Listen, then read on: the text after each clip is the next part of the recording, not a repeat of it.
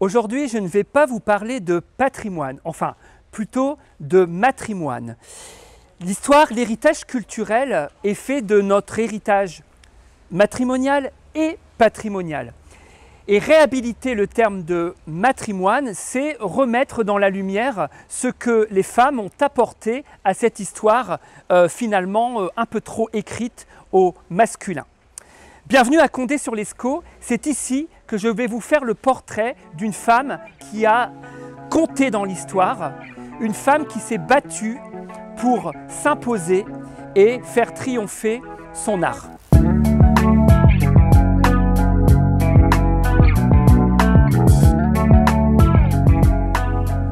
Place Saint-Amé, à Condé-sur-Lescaut.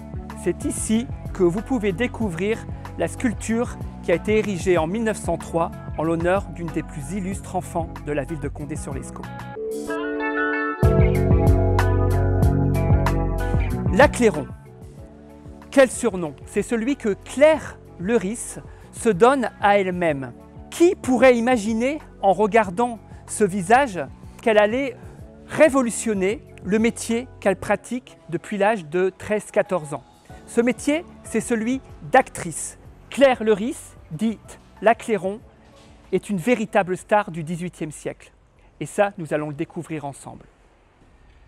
Le 25 janvier 1723, ici est née Mademoiselle Clairon, célèbre actrice française qui va impulser une véritable révolution dans son métier de tragédienne.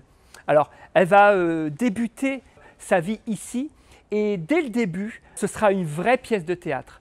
On raconte que, pas très loin de l'église Saint-Oinon, elle est née en plein carnaval et que ce jour-là, il a fallu quérir le curé qui était habillé lui-même en arlequin pour la baptiser au cas où elle passerait de vie à trépas comme c'était la coutume à l'époque.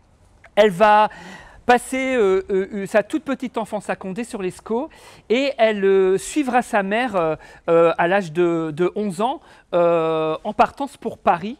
Et c'est de l'appartement parisien qu'elle nourra ses premiers amours avec l'art du théâtre.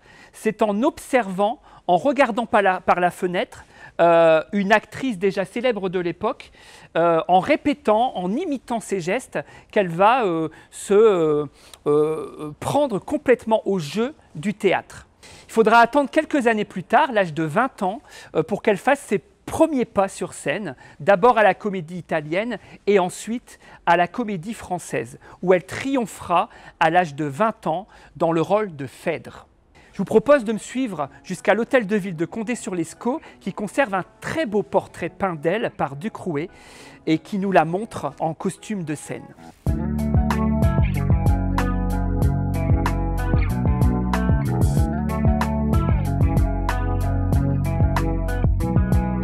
Alors nous nous retrouvons ici à l'intérieur de la salle du conseil dans l'hôtel de ville de Condé-sur-Lescaut.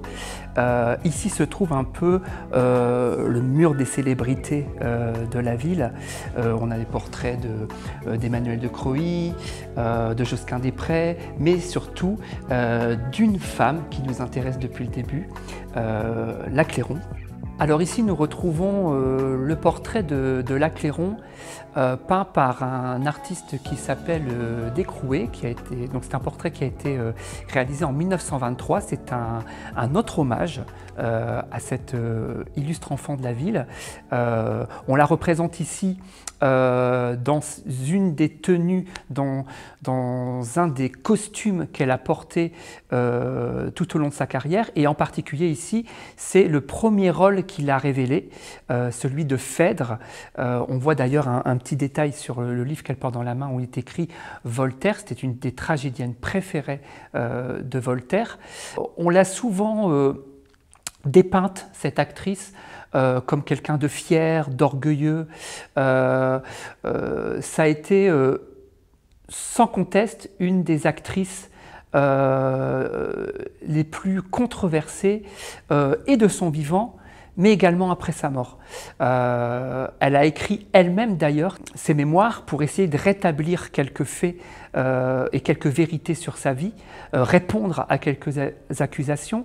Elle s'est donné elle-même ce nom de Clairon, hein, un nom qui sonne plutôt comme quelque chose de militaire et qui est en fait l'écho de combats et de conquêtes qu'elle va réaliser tout au long de sa vie. Des combats, la Clairon en a mené plusieurs. Et à ce titre, elle est un formidable exemple des femmes inspirantes qui méritent toute leur place dans l'histoire. On peut citer ce combat qu'elle a mené pour les comédiens, pour revenir sur le statut qui leur interdisait à l'époque d'être inhumés religieusement. Pour rappel, on jetait les comédiens dans la fosse commune. Donc elle va s'opposer au plus puissant, au plus grand de l'époque. Elle va se quereller avec Richelieu, avec le roi de France. Elle va tenir tête au roi de France. Pour cela, elle va être emprisonnée. Mais son arme ultime, c'est sa célébrité. Sa célébrité qui va faire qu'elle va être aimée malgré tout ce qu'on va dire sur elle, malgré tout ce qu'on va pouvoir lui reprocher, et on viendra en nombre la visiter à la prison, ce qui va forcer quelque part le respect et va forcer à sa libération. Et ainsi de suite, elle va bousculer les codes en usage pour le plus grand plaisir de ses amis les encyclopédistes qui vont saluer justement ce dépoussiérage en quelque sorte. Elle va aussi intervenir et plaider aussi beaucoup en la faveur d'un enseignement de la tragédie et de l'art de la tragédie. Chose qui ne se fait pas à l'époque. Les acteurs apprennent en observant les acteurs plus âgés. Donc elle va vraiment laisser une trace derrière elle. Et quelle trace? Elle va préférer abandonner le théâtre pendant un moment, s'exiler. Elle reviendra plus tard en France. Et c'est à ce moment-là, bien plus âgée, qu'elle écrira donc, ses mémoires pour répondre aux critiques qui ont été faites sur sa vie, et puis justement prodiguer ses conseils sur l'art qu'elle a pratiqué toute sa vie.